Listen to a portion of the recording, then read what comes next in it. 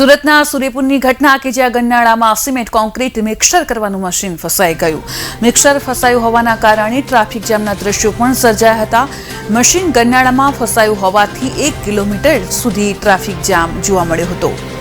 આ દ્રશ્યો આપ જોઈ શકો છો. ગન્નાળામાં અચાનક જ મિક્સર ફસાઈ ગયું છે અને તેના કારણે 1 કિલોમીટર સુધી ટ્રાફિકની લાંબી કતારો જોવા મળી હતી. સુરતના સૂર્યપુર ગન્નાળાની આ ઘટના કે જ્યાં અચાનક જ આ રીતે મશીન ગન્નાળામાં ફસાઈ જવાથી જ 1 કિલોમીટર સુધી ટ્રાફિક જામ.